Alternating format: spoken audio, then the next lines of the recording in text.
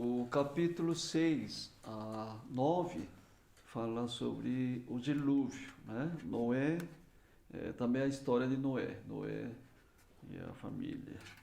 Agora, a passagem de versículo 1 a 7 é um texto que poderíamos dizer que seria um prólogo do todo acontecimento do dilúvio, né? Porque possivelmente Deus esteja mostrando o motivo pelo qual Deus tomou a decisão de eliminar todos os seres, inclusive todos os homens e todos os seres vivos da terra. Mas esse texto, o Gênesis 6, principalmente 1 a 4, é um texto muito discutido, porque é um texto difícil realmente de interpretar. Principalmente, é muito difícil dizer exatamente a quem se referia as filhas dos homens e os filhos de Deus, não é? E também tem dificuldade de descobrir a identidade dos gigantes, né? Gigantes, no versículo 4, né? Ou também em algumas versões traduzido como Nefilins, tá? Então vamos tentar hoje estudar esse texto, né, para ver qual seria a melhor abordagem na sua introdução. Vou ler versículo 1, tá? Diz assim: como se foram multiplicando os homens na terra, e lhes nasceram filhas, né? Nós podemos pensar assim, que, os homens estão obedecendo a ordem de Deus de multiplicar e dominar a terra, não é? Porque no capítulo 1, quando Deus criou Adão e Eva, colocou o propósito de multiplicar para dominar toda a terra, não é isso? E como será que houve essa multiplicação dos homens, né?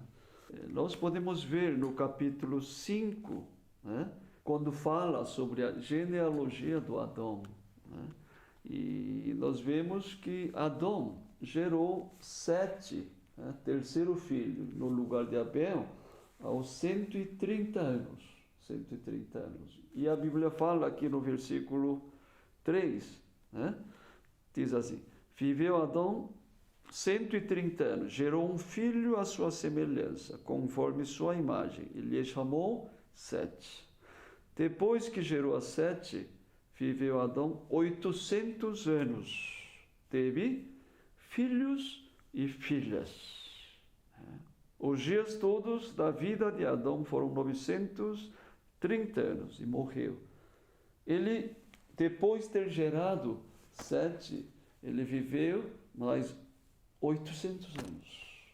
Imagina quantos filhos mais ele teria gerado, né?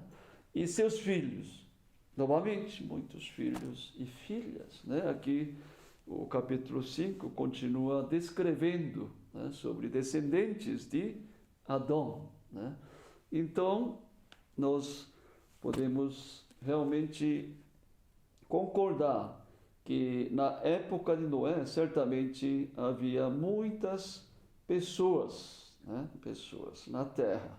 E versículo 2 do capítulo 6 diz assim: vendo os filhos de Deus que as filhas dos homens eram formosas, tomaram para si mulheres, as que entre todas mais lhes agradaram, né?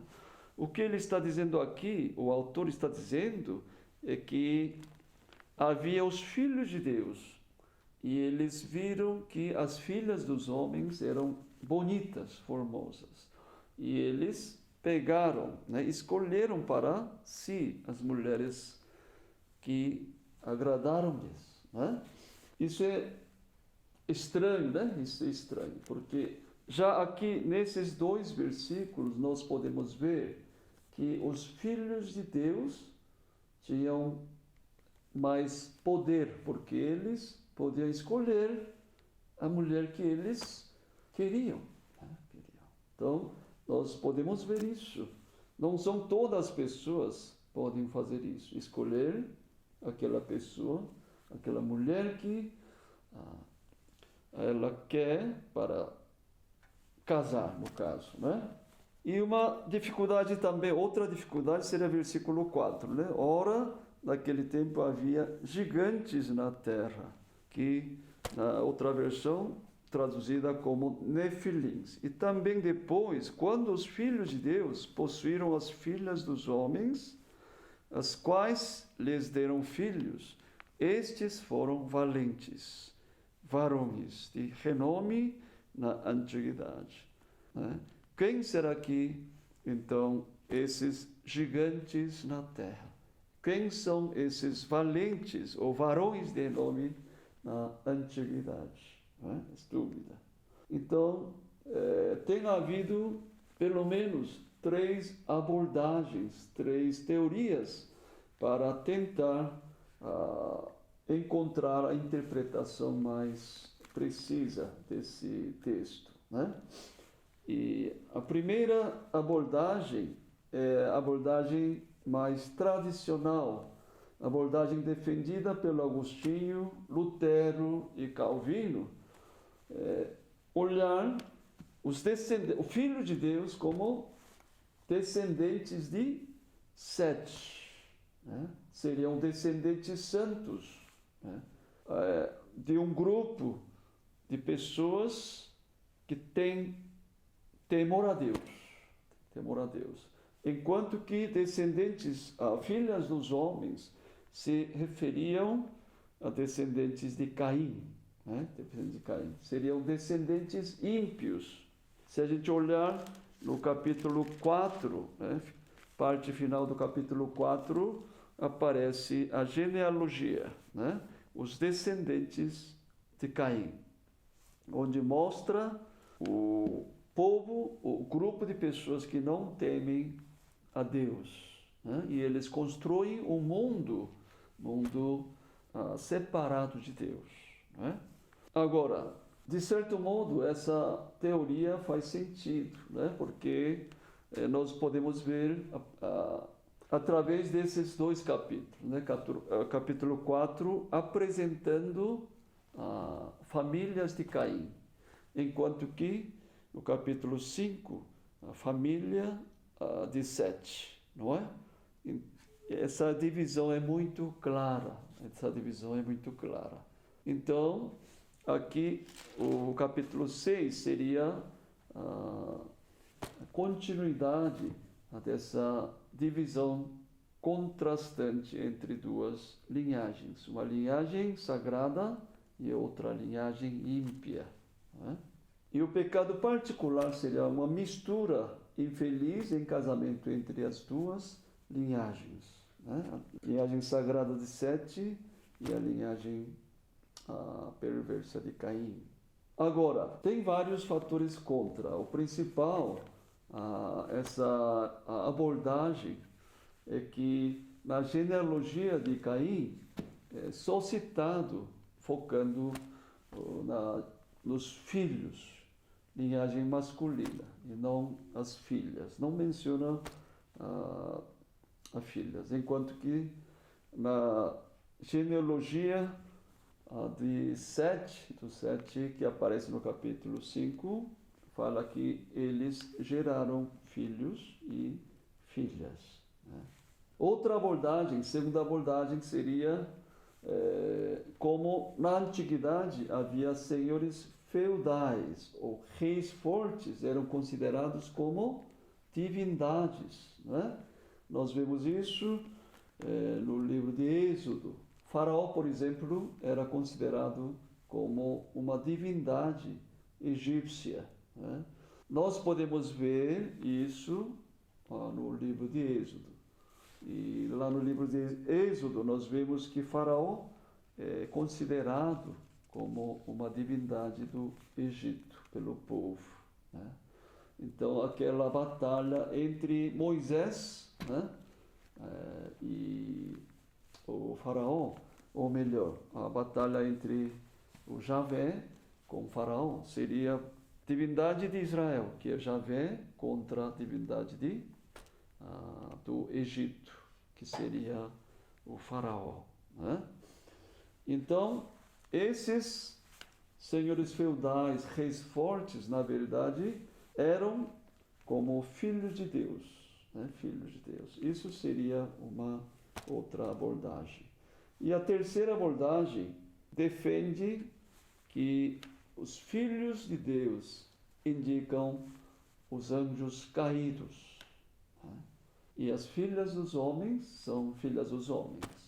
Então, essa teoria defende que os anjos caídos casaram com as filhas dos homens. Né? E aqueles que nasceram desse casamento são chamados como gigantes. Né? Então nós temos essas três abordagens, né, desse texto. Eu creio que a melhor abordagem nós podemos tirar do próprio texto. Né?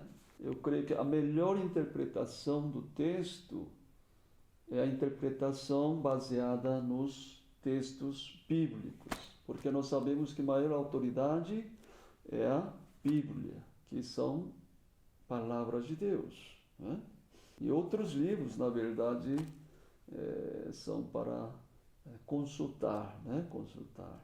Segundo lugar, a melhor maneira de interpretar é interpretar dentro do contexto da Bíblia. Né? Descobrir os pontos comuns que fluem dentro da Bíblia. Porque nós podemos ver que tem pessoas que tentam estudar a Bíblia para defender já suas ideias formuladas, né? Suas ideias já formadas no seu coração. Né? Isso é muito perigoso, certo? Então, às vezes, mesmo que seja difícil de entender, nós devemos buscar, né, com toda força, trazer a resposta dentro da Bíblia, né, do contexto da Bíblia. Em terceiro lugar, o que ajuda muito para entender é a língua original. Né? Muitas vezes isso acontece. Né? Então, nós vamos seguir esses 3 passos para tentar descobrir qual é a mensagem que esse texto traz. Né? Em primeiro lugar, então, vamos buscar o texto, o bíblico. Aqui aparece os filhos de Deus. Os filhos de Deus. Esse termo, os filhos de Deus, será que aparece nos outros textos da Bíblia? Nós sabemos que aparece, não é? Aparece. Por exemplo, no livro de Daniel 3:25, né? Quando Nabucodonosor ele fez imagem, né, e aquele que não adorar aquela imagem certamente iriam ser jogados, né, na fornalha do fogo. E os 3 amigos de Daniel não adoraram. Né? Sadraque, Mesaque e Abednego, eles não adoraram a imagem de Nabucodonosor. Isso quer dizer que não adoraram a Nabucodonosor, considerando como uma divindade, porque eles tinham a fé monoteísta. Seu verdadeiro Deus era unicamente Javé, não é? E então eles foram jogados na fornalha do fogo. Depois de muito tempo, o Nabucodonosor olhou na fornalha e viu que 4 homens, né? 4 homens. E então Nabucodonosor ele exclama, né? Exclama dizendo assim, eu vou ler aqui esse versículo, Daniel 3:25. O Nabucodonosor dizendo assim, tornou ele e disse, eu, porém, vejo 4 homens soltos que andam passeando dentro do fogo, sem nenhum dano. e o aspecto do quarto é semelhante a um filho dos deuses. Filho dos deuses. Nós não sabemos quem realmente é esse quarto homem. A sua identidade nós não sabemos, mas possivelmente não é um ser humano, né? Pode ser que seja o quem? Pode ser que seja o anjo de Deus. Pode ser que seja uma prefiguração do Messias também, não é isso? Um outro texto onde aparece o termo Filho de Deus está no livro de Jó, capítulo 1, versículo 6. Eu vou ler. Num dia em que os filhos de Deus vieram apresentar-se perante o Javé, veio também Satanás entre eles. Aqui, o autor de Jó está descrevendo talvez uma assembleia celestial, né? Um encontro na Assembleia Celestial, onde aparece o Satanás. Mas também havia quem? Havia os filhos de Deus. Filhos de Deus vieram apresentar-se perante o Senhor, né? Aqui, os filhos de Deus se refere a quem? O termo filhos de Deus se refere aos anjos, certamente, não é? E no 2:1 também, novamente, num dia em que os filhos de Deus vieram apresentar-se perante o Javé, veio também Satanás, entre eles, apresentar-se perante o Javé. Novamente, houve mais uma reunião de Assembleia Celestial, indicando aqui a presença dos anjos, com o nome, expressando com o termo os filhos de Deus. Então nós vemos aqui filhos de Deus sendo referidos como anjos, né? Anjos. E no capítulo 38, versículos 6 a 7, também aparece novamente esse termo, os filhos de Deus, no mesmo livro de Jó, né?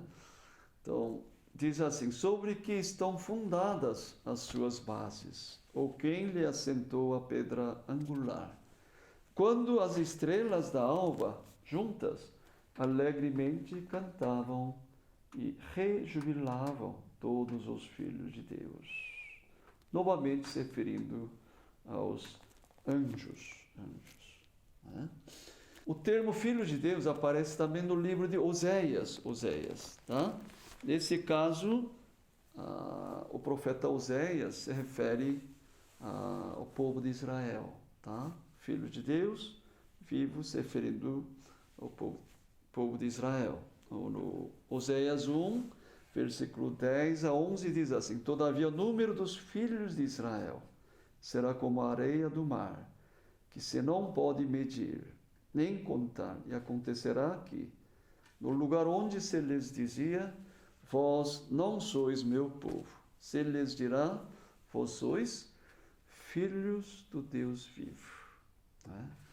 Então, aqui Deus falando do futuro escatológico, e se referindo ao povo de Deus.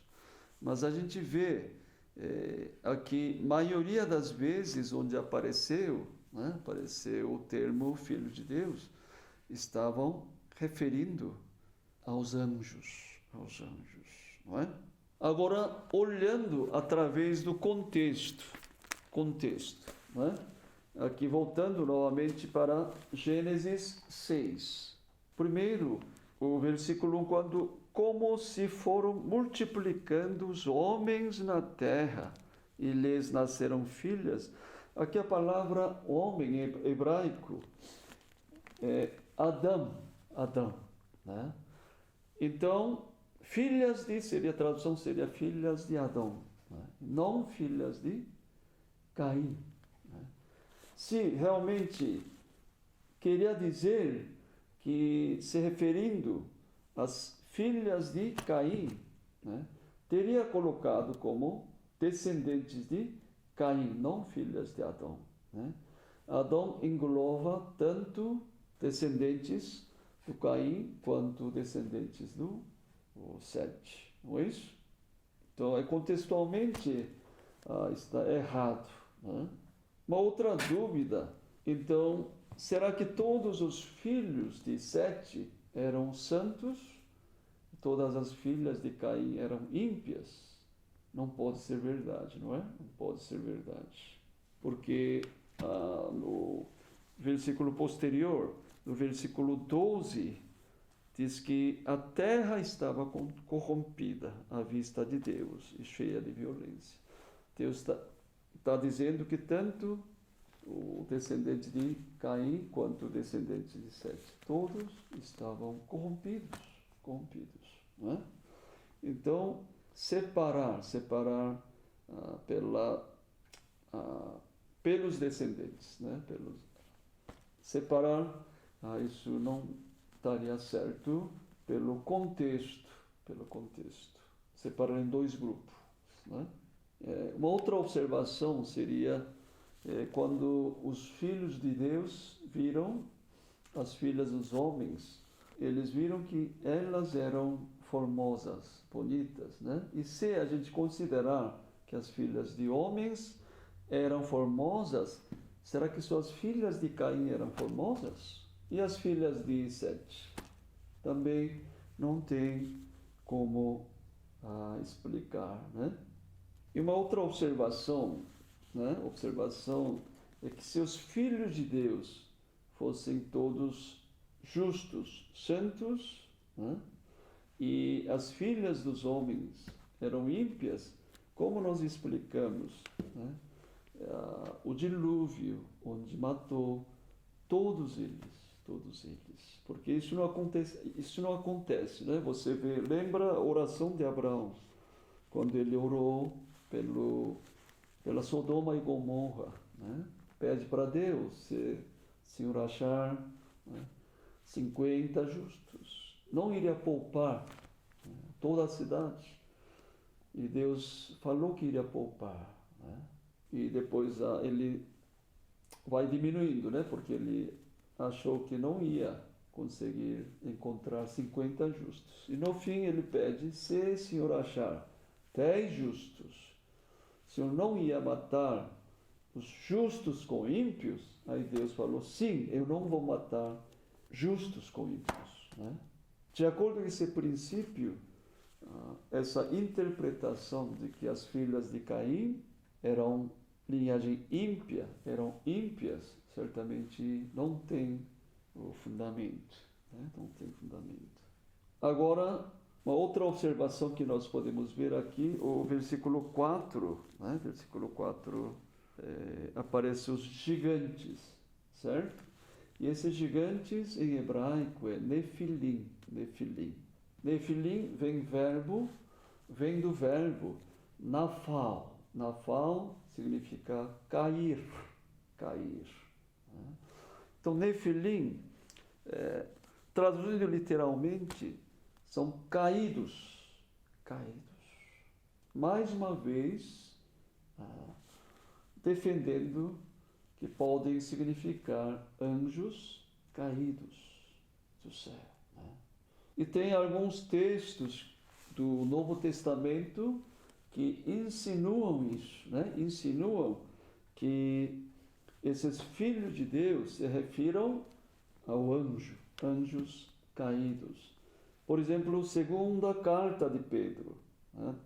Capítulo 2, versículo 4 a 5 diz assim: Ora, se Deus não poupou anjos quando pecaram, antes precipitando-os no inferno, os entregou a abismos de trevas, reservando-os para juízo. E não poupou o mundo antigo, mas preservou a Noé, pregador da justiça, e mais 7 pessoas quando fez vir o dilúvio sobre o mundo de ímpios.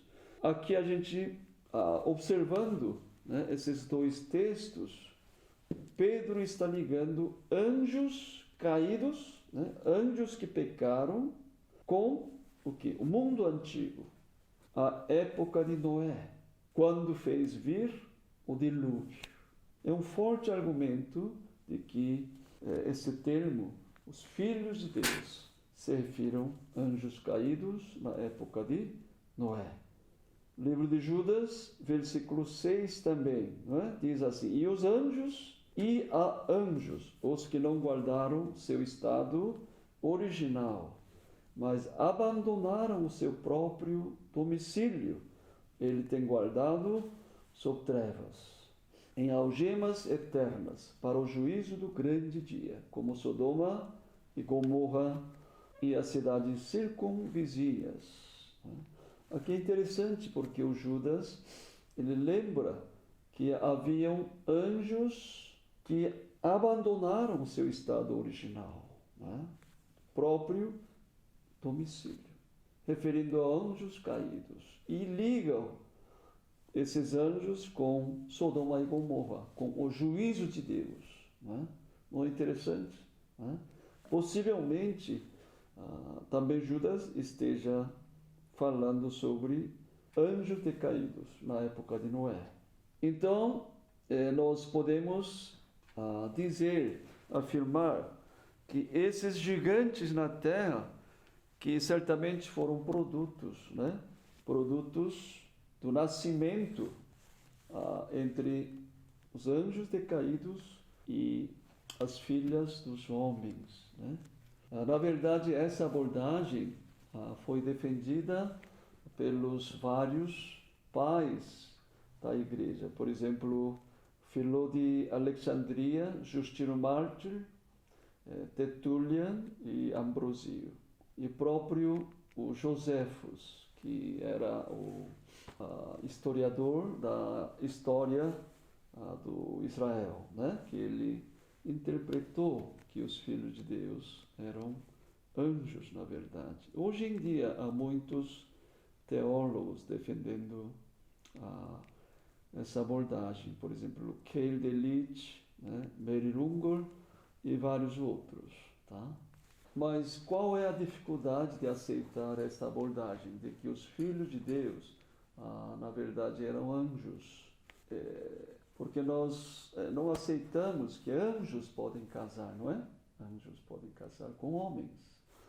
Inclusive, vocês podem lembrar o debate que o Jesus teve com os saduceus. No Evangelho de Marcos 12, versículo 18 e 26, onde os saduceus vieram procurar a Jesus, porque na verdade eles queriam testar Jesus, porque os saduceus não acreditam em ressurreição e nem anjos, não é?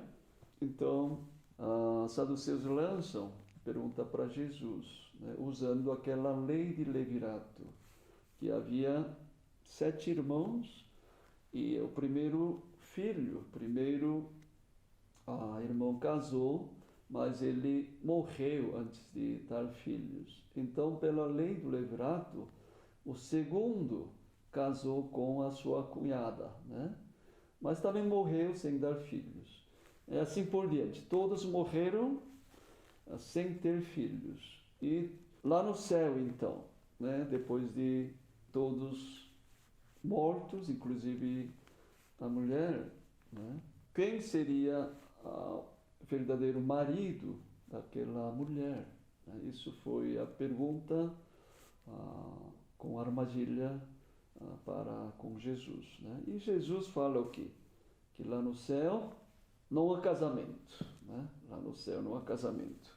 E deixa eu ler só esse versículo 25, diz assim: pois quando ressuscitarem de entre os mortos, nem casarão, nem se darão em casamento, porém são como os anjos nos céus. Anjos nos céus.